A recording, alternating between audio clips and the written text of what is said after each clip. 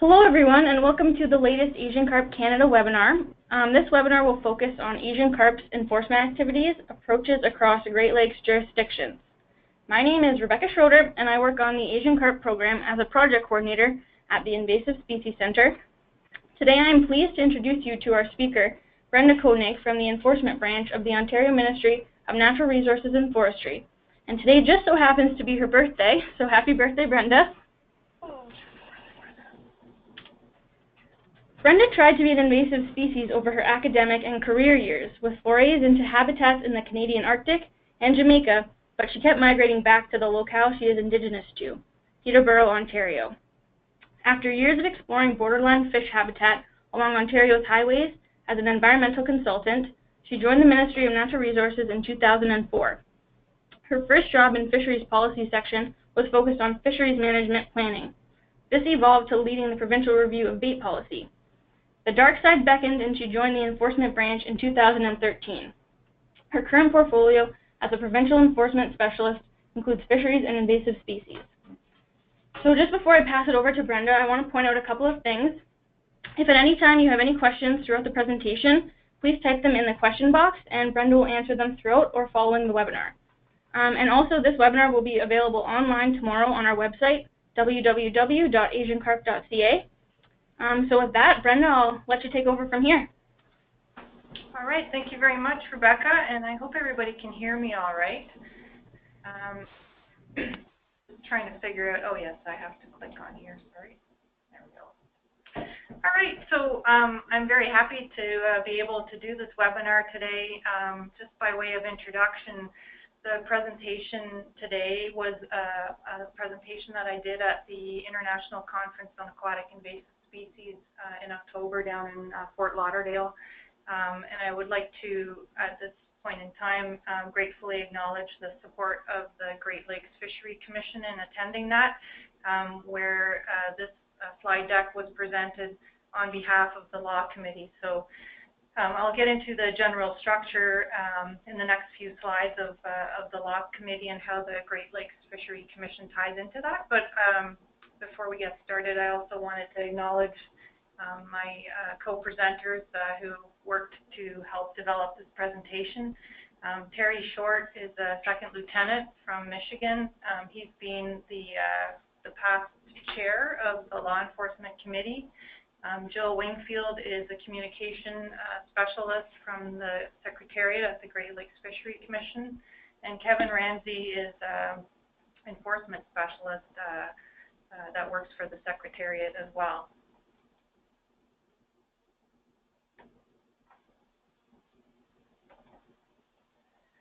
So just a bit of an outline of what I'm hoping to cover here today.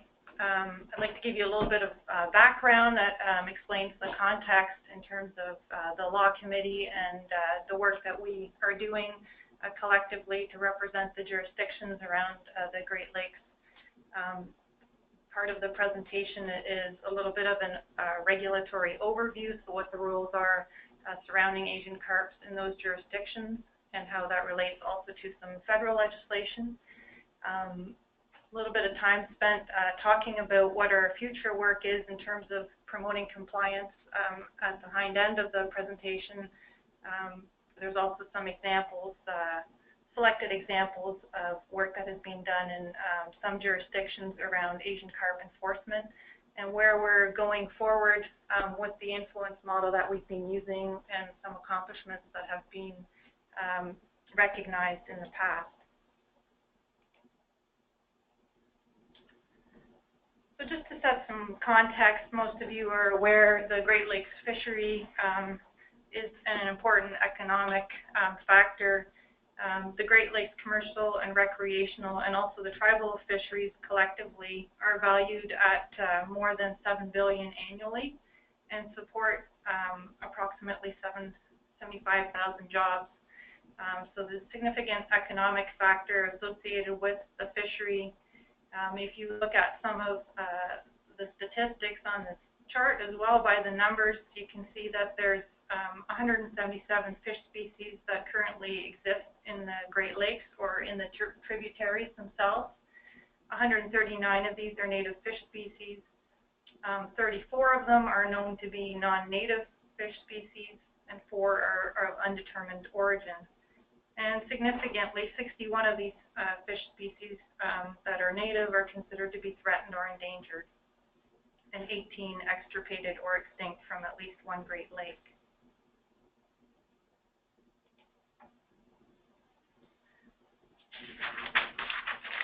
So to set the context of the Great Lakes Law Enforcement Committee, there is a flow chart pictured here, but the takeaway is about the reporting structure that we have and also the membership that we have. So seeing the need for formalized cooperation, the fish chiefs that are seated on the Council of the Great Lakes Fishery Agencies, so that's under the, you see the second box, the Council of Great Lakes Fish Agencies developed the Joint Strategic Plan, and this plan specifies the structure through which basin-wide fishery management decisions are accomplished. The Council of Lake Committees, which is comprised of senior-level fishery managers, receives technical input from the lake committees, also from the Law Enforcement Committee and Fish Health Committees, and bases the management decisions on this information. And how does the Great Lakes Fishery Commission Secretary fit into this? The Secretariat basically functions to support all of these individual groups.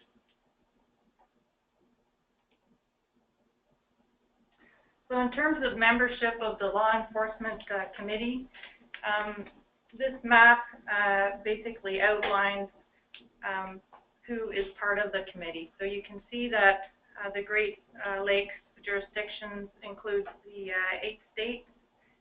There's also 2 tribal groups that are involved, and the 1 province, being Ontario. We have enforcement responsibilities in the basin.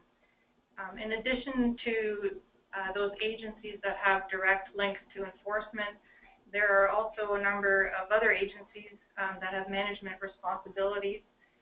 So we also have the involvement of Fisheries and Oceans Canada, and also the Fish and Wildlife Service from the United States. One of the things that was recognized early on is that the basin really can only be as protected as the weakest regulation that exists in that jurisdiction, because people who are looking to break the laws will simply move to another jurisdiction to carry out their activities. That's something that, you know, has been foremost in terms of looking for consistency of rules and regulations across the jurisdictions, and I'll speak to this in subsequent slides.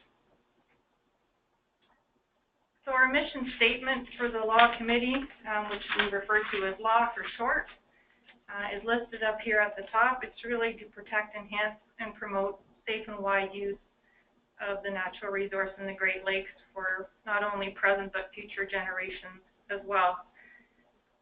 The committee functions to serve as a conduit for the transfer of information between fisheries managers, as I mentioned in an earlier slide, and also law enforcement agencies to design and implement enforceable regulations. So it's a forum for information sharing. It's also a place where different jurisdictions can support each other, not only in terms of law enforcement support, but also support for fisheries management. And one of the other things that happens as a matter of what the committee does is that we make recommendations to the Council of Lake Committees. So we provide enforcement information that has implications for fisheries management. Some of these may include cooperative procedures where we're working together. It's also speaking to making sure that when policies and rules are made, they're both practical and things that can be enforced on the ground. And the last point is an important one. It's a key one here. If you think about what we said before, that, you know, the protection of the basin is really only as strong as the weakest link. So one of the things that we focus on is looking for consistent regulations. So it doesn't mean that the regulations or the rules need to be the same, but the objectives need to be similar. So we don't have people simply moving to other jurisdictions where an activity that is banned in one area may be allowed in this other area.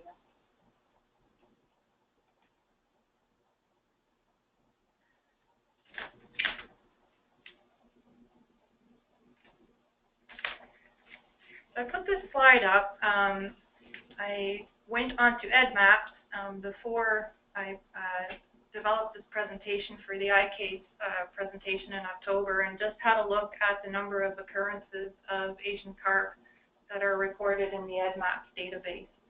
And part of the reason for that is simply to illustrate that Ontario's situation has changed a little bit in the last few years because we now have a number of detections of grass carp. So if you look in the map in the lower right corner, you can see that there's been 26 occurrences that have been associated with them being found in Ontario. The rest of the picture for the other Asian carp species, of course, is that there aren't any recorded occurrences of the other black carp, silver carp, or big head carp. Those, of course, are centered in the States, in those jurisdictions. Particularly if you look at silver carp, you see quite a high number of them around the state of Illinois. And also if you look at big head carp, there's quite a high number of detections, 85 around Illinois.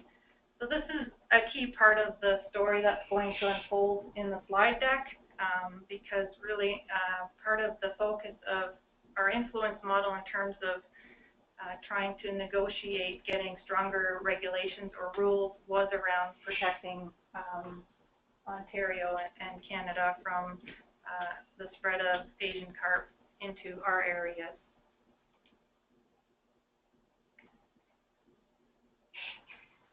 So this slide shows a chronology of the rules as they pertain to Asian carp for essentially the jurisdictions that are involved in the law committee, the Great Lakes jurisdictions.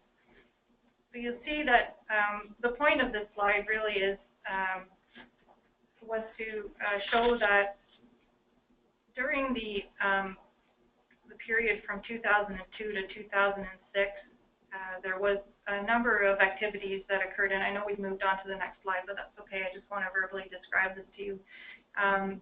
Asian carp were becoming a real focus of conversations and of there was a strong effort by the Law Enforcement Committee and the Council of Lakes Committee to continually push for regulations under the Lacey Act, specifically the Injurious species listing. The states in the basin were really able to speak more effectively on a national scale to encourage the Lacey Act listings, and you'll see the timeline slide again in a few slides, but in the later years of the 2000s, starting in 2007, the three species, black carp, silver carp, and big head carp, were listed on the Injurious list. So why is that significant? It's significant because the independent jurisdictions really thought there needed to be a consistent approach that would stop the movement of injurious species under the Lacey Act amongst the different jurisdictions. And you can see, if you look at Injurious Wildlife Provision Title 18, which is pictured on the slide now, under the Lacey Act, this functions to prevent the importation into the U.S. or any territory of the U.S. It also has a clause in there that has been understood to mean that shipment between the continental U.S. and any of the states or the District of Columbia, Hawaii, or Commonwealth of Puerto Rico was prohibited. That's really the gist of it, and that has been the interpretation until a little while ago. So what's happened is that in 2017, there was a decision that was handed down where the interpretation has changed. So the Lacey Act Injurious Species Listing and Clause 18 ruled that it does not prohibit interstate transport. And the explanation really comes from a challenge that the U.S. Association of Reptile Keepers raised. And they maintained that because of the grammatical structure of the statute, it actually did not apply to movement between states. This challenge was upheld. It really speaks to the fact of how important a word can be. If the word was among, it would have been probably a different interpretation. So this has been upheld through case law, that this prohibition does no longer apply to between state movement. And what does that mean for the various jurisdictions? It really means that if you look at this timeline, again, during the time when there was the push for the Lacey Act listing of injurious species to include Asian carp, the independent jurisdictions around the Great Lakes were working to have prohibitions put in place on various activities. And what you see here in this chart is a summary, essentially, of what that looks like now. So during that time when we were pushing for federal legislation to address the movement of species like black carp, silver, and bighead carp, the independent jurisdictions were working on their own laws. And so if you look at this chart, the take-home message is that for those three species, silver, black, and bighead, almost all jurisdictions ban most of the activities. So we're talking about sale, possession, transport, all those activities are banned. You can see that in the blue boxes. There are some exceptions for grass carp, and the focus here isn't so much on the individual approach, but the fact that collectively all the jurisdictions work to have their own rules in place, which really is the saving grace, because case law can change the interpretation of things at any time.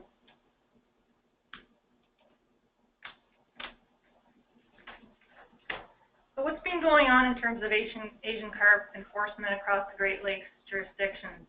Just using this slide as a bit of a segue into that, this is a sort of general compliance model. It's a slide that we use within the Ministry of Natural Resources and Forestry frequently, just to illustrate that enforcement isn't an activity that's solely attributed to people who have powers and authorities. There is the left-hand end of the spectrum where we have people involved who not only may our officers do this, people who have authorities, but also people who are working with policy sections or program areas, frontline biologists, all work to spread information about the rules that are in place, and may actually have some limited ability to perform all the way up to inspection generally. It depends on the way the statute is set up or the rule is set up. But essentially, the message is that we're all working together to try to promote compliance to the rules. And the spectrum is a little bit important in terms of the activities that I'm going to highlight from some of the selected jurisdictions.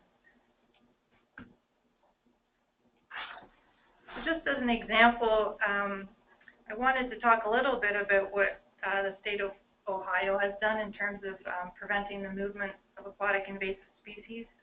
This was focused in on the bait trade, and specifically one of their prongs of approach was to look at pathways for Asian carp. So they recognized that a pathway of spread of Asian carp, of course, may be through the transfer of live fish via the bait trade. And in fact, the work in Ohio was loosely based on some work that had been already started in Ontario. Ohio has done not only surveillance of live bait, so monitoring the live bait for the presence of non-target species such as Asian carp and or other invasive species, looking at the retail level to do inspections of outlets to make sure that any non-target species are not being transferred to people who are buying them and ultimately potentially being dumped into water bodies by people who release their unused bait rather than dispose of it in the garbage. The other aspect included education, so they were providing bait outlets with material that outlines the rules and also a guide for identifying aquatic invasive species that you might encounter in the bait trade. And the other part of this was, of course, outreach. So on that left end of the compliance spectrum, implementation of handing out materials to the public that really speaks to anglers not to participate in a practice that could introduce invasive species into public water bodies. And you'll see at the bottom of the slide here, this is one of their promotional items that they were using. So crash unused bait, help stop invasive species, pretty simple message. They've also included some messaging in there, clean, drain, dry, which would be speaking to recreational boaters and anglers who may be using boats to go from one water body to another. Ohio spent a fair bit of time developing a little booklet. It's Quick ID Features for Bait Fish. This is a really nice little booklet. It sort of fits in your hand quite well, something that you could throw into a tackle box. It has some waterproofing on it as well. But what the book sets out to do really is to help anglers identify which species are legal for use and appropriate for use, and also alerts them to the fact that they need to be looking out for species that shouldn't be in their bait bucket. So you'll see from some of the screen captures that are pictured on this slide that some of the pages speak to the identification of invasive species that are in their juvenile forms. That may look like a bait species that you could potentially use lawfully. So you'll see the comparison there for silver carp, big head carp, and golden shiner, and some of the similarities that are outlined there.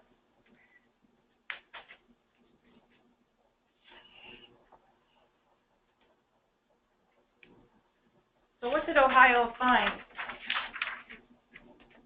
Ohio's being very transparent in what they found. If you go onto their webpage, you can see the results of the work that they did. And I've just got a bit of a summary here right now. So in 2014, they inspected 44 bait dealers, which represents 8% of the total bait dealers in the state. They found 16 violations and 1 mosquito fish. So one fish was not considered a bait species. One of the things they recognized is that the training would obviously, in terms of helping people identify bait fish, pay off, and not only their staff, but they purchased equipment and educational materials for bait dealers were distributed. So there was material that was sent out to sort of help with that aspect of making sure people knew what the rules are and that they could identify fish that could legally be used. So they went back again in 2015 and did a much larger number of inspections that represented 83% of the 8 dealers. So they did 463 inspections, and the numbers changed a little bit. So they found 78 violations. 5 parties were handed summonses, and 73 received warnings. Significantly, they found that some of the bait came from as far away as Arkansas, which is a large producer of bait fish. We know from information in Ontario that just in terms of our policy review that Arkansas is a large producer. They also found bait from Minnesota, Texas, and Wisconsin. But the summary of this really is that they did not feel that aquatic invaders were prevalent in the bait. So 4 invasive fish over a total of 507 inspections. And the conclusion being that they feel the bait industry is better educated about their awareness of aquatic invasive species that might be contained in the bait and the rules that are in place to stop the spread.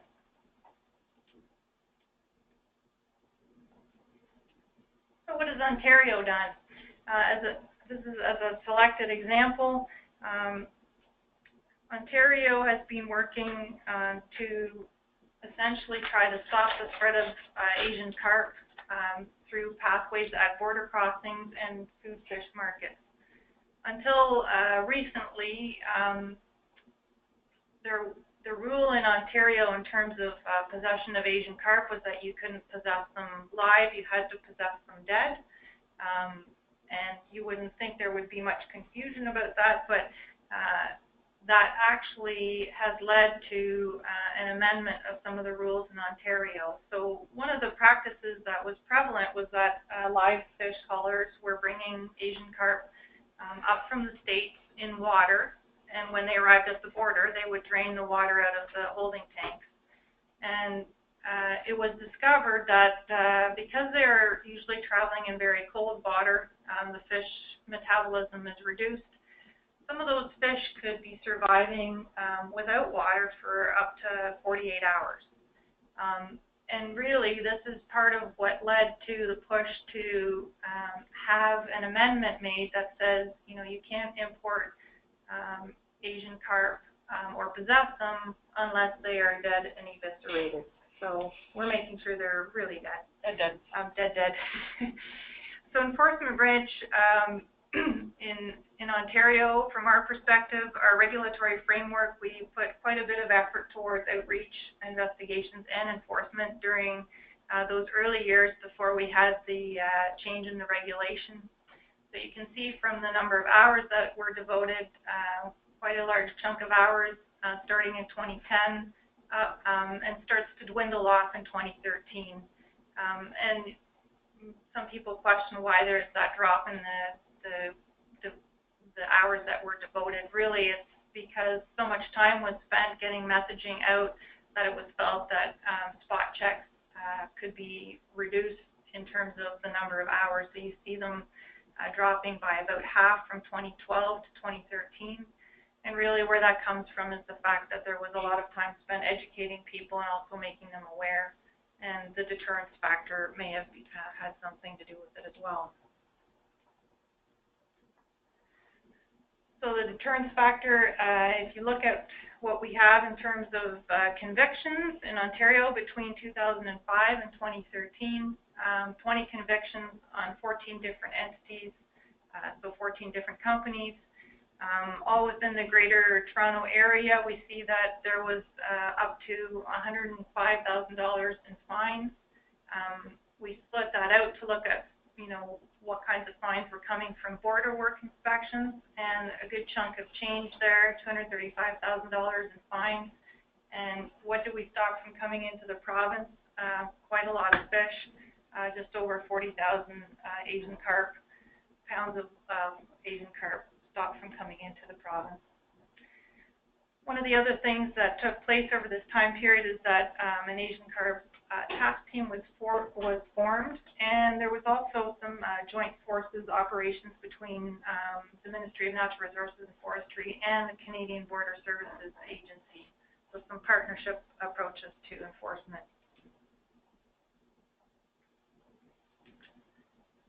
Those were the selected examples of enforcement approaches. I'd like to just switch a little bit right now to some of the activities that the Law Enforcement Committee has been working on in terms of promoting compliance with aquatic invasive species rules and the management approaches to that. So the committee has been quite active in terms of this year. We partnered with the Conference of Great Lakes and St. Lawrence governors and premiers to work on a resolution to improve regional law enforcement capabilities around aquatic invasive species. So our committee met with the conference representatives in March of 2017 and devoted quite a chunk of our agenda to those discussions. I think we spent 3 hours at the biannual law meetings that we held in Ypsilanti to talk about how we could move forward. And we continue to provide input during the summer as well.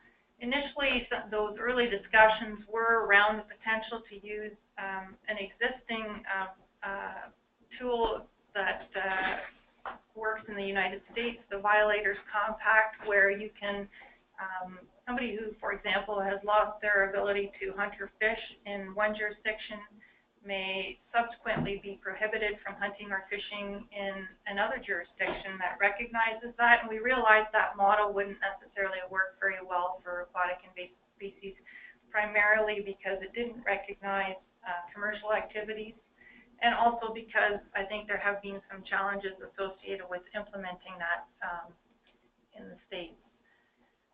So we did work with the conference over the summer, and also with our policy and program areas in those jurisdictions where enforcement is sort of a bit more separated from policy and management focuses. What we've ended up with is what's pictured here. There was a news release that came out October 20th, and it was an announcement that the Great Lakes and St. Lawrence governors and premiers basically released, speaking to some of the commitments that they had made in relation to, particularly the last point, announcing a series of other actions related to transportation, trade, tourism, and environmental protection. So this is the one that encompasses the resolution that was adopted, and I'll get into a little bit of detail about what the resolution is. But the important part is that it really lays out for the law committee and also for policy program areas a commitment in the future to work towards some of these items that have been identified in the resolution.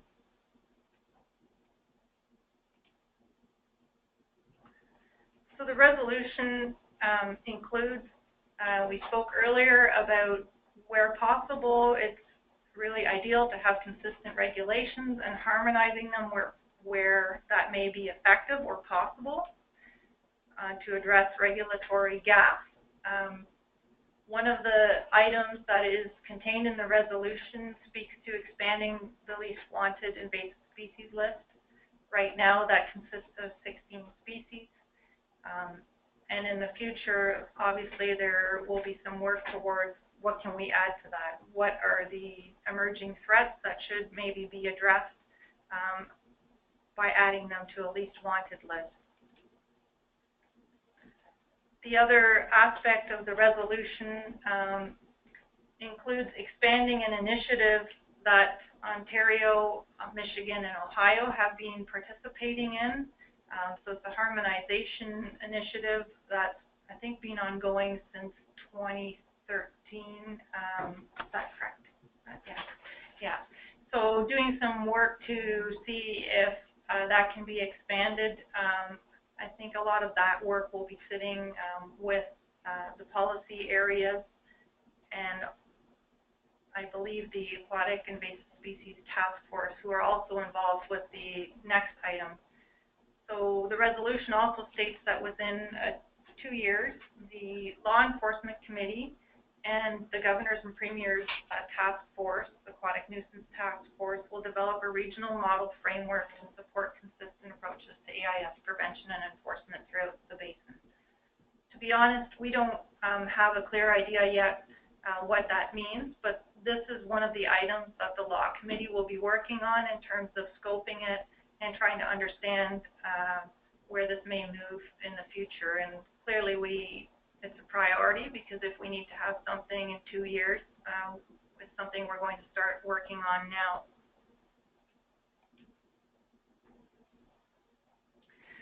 The other aspect of the resolution speaks to an existing memorandum of understanding. So there's currently a memorandum of understanding around regional cooperative enforcement operations that at the time has 5 parties involved in it already. It includes not only the first piece on shared enforcement operations, but also information sharing and the other aspect of developing consistent and routine reporting processes.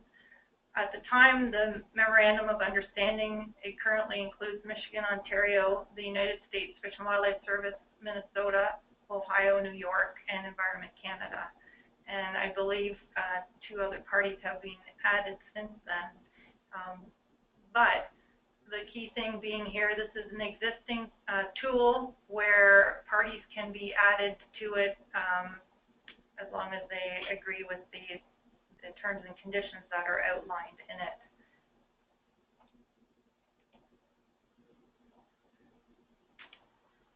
A little bit more information on the resolution, what it may mean in terms of the law enforcement committee. There is a bullet point on expanding training opportunities, and really what this is around is making sure that law enforcement personnel are kept up to date on any technologies that could be used, and training that may help them in identifying and following aquatic invasive species and the offenders that don't follow the laws. The training piece is something that the Law Enforcement Committee has already provided in part as part of its standing agenda. Usually when we have our meetings, there are elements of training that are provided. So the Law Committee basically sees this as another opportunity to follow up on continued education.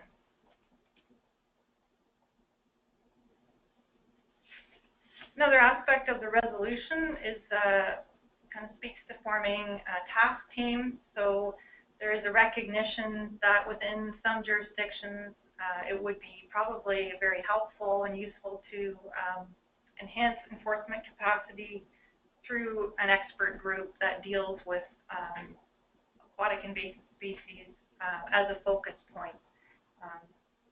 This, of course, will be dependent on the capacity within each jurisdiction to do this. And if you think back to the example of Ontario, you can see that in the past we certainly have had an Asian carp task team. But this is something that the Law Enforcement Committee, through its commitment to the resolution, will try to encourage and support within each of the jurisdictions that are members. So just to summarize, we have a fair amount of work ahead of us in terms of what the Law Committee can support and assist with. In terms of this presentation, one of the take-home messages really is that there was a high risk of Asian carp coming into the Great Lakes Basin that really prompted all the non-federal jurisdictions to bring about their own rules which prohibit importation, exportation, transportation, sales, purchase, and acquisition of live Asian carp.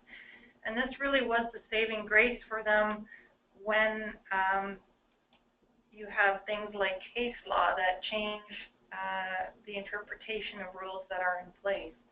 So because of that collective action that was taken, you know, I think we can say that we kept Asian carp out of Ontario, the one jurisdiction that didn't have these fish. Really sort of the summary of this story is that just because you may be successful in, you know, influencing rules at a federal level, it doesn't necessarily mean you should give up on working on your own rules and continually improving. So for the Law Enforcement Committee, the path forward will be a main focus this year to work on the development of the different items under the resolution, but also coming up with some mechanisms to show that we have actually made a difference in terms of some performance measures. So how is the work that we're doing now enhancing what we already have in place? And with that, I thank you very much for your attention, and if there are any questions, I'd be happy to try to address them.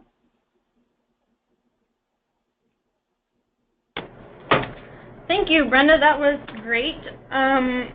So while we, I guess I don't have the last slide. While we wait for some questions, I have a few here.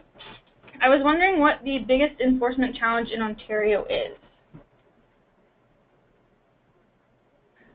In terms of keeping Asian carp out of the province? Yes. Or in, okay. So that's an interesting question. And we've been working on actually developing an action plan and maybe just tell you a little bit about what we've done in the past in terms of setting priorities. So in the past, enforcement branch had a slightly different process for setting priorities, where we had identified a number of priorities. I think we had 17 provincial priorities. One of the things we recognized is that those are too many priorities to really focus in. So what's changed over the last couple of years is that we have modified our approach to basically risk assessment and looking at what activities we would focus in on. One of the ones that we have identified and we have been pursuing is looking at aquatic invasive species and trying to prevent their spread. And that has different elements to it. And to try to answer your question, around Asian carp coming into Ontario, one of the things I have heard is that there are some difficulties in terms of being able to do inspections at some of the borders. And I obviously welcome any commentary from my colleagues here in the room, but that's one thing that's come through loud and clear. Where we've been, I think, quite fortunate is that the rules that prohibit some of these things from coming in have federal connections. And because of that, places or agencies like the Canadian Border Services agencies have an interest in participating in our work with them to keep them out of the province. Where that starts to maybe fall apart a little bit for us is now where we have our own provincial act, the Invasive Species Act. Because it is provincial, we don't have the same capability to develop partnerships at the borders because of the different agencies that are involved. So that's one aspect that's a challenge. In terms of other aspects, I think there is a large bit of a barrier in terms of, figuring out who's actually engaged in the activity. And maybe by way of example, this might be easier to illustrate, but certainly we have food fish markets in Ontario that are selling fish.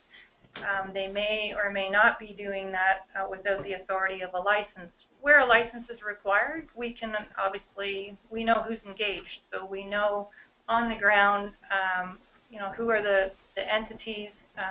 We can have some ability to locate them. Where that becomes a bit more difficult is if they're not needing an authorization, and then we need to start looking for them. So there's an ongoing effort right now that contributes a significant portion of our staff resources to identifying who may be engaged in these activities. So expanding our realm of understanding to not only food fish markets, but places like pet stores or water garden centers that are now, because of our new act, additionally regulated. Would you add anything, Nancy? Just the pathway for bait, live bait, like importation, and lack of regulations for live bait. Yeah. So my colleague, did you hear what Nancy was saying about live bait? Yes. Yeah. That's everything I can think of. Okay.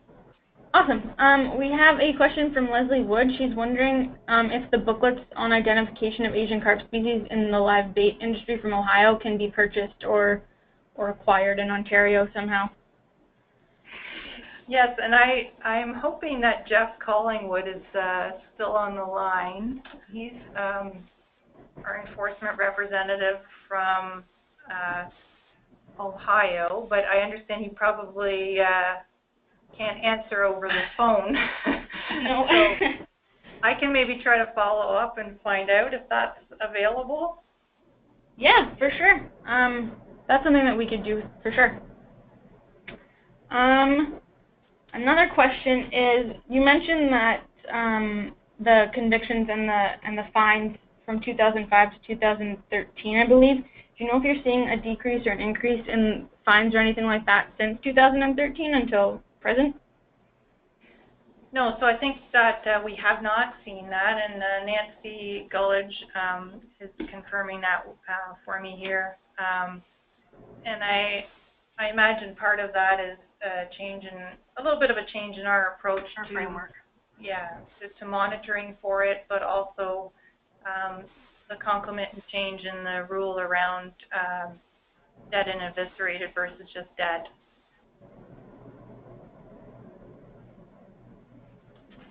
Great. We actually had not a question but a comment from Julia Combe. She says that there will be an Ontario baitfish primer release soon. She's saying hopefully January. So that kind of answers Leslie's question a bit. But I think that might be all the questions we have. So thank you again, Brenda, for taking the time to speak to us today. It was really informative and it was a great presentation. And thank you to everyone for tuning in and listening. I mentioned before that the webinar will be posted on our website at www.asiancarp.ca, and I'll hopefully get that up online tomorrow. So thanks again for listening, and stay tuned for some future Asian Carp webinars. Thank you very much for everybody's attention. Bye now.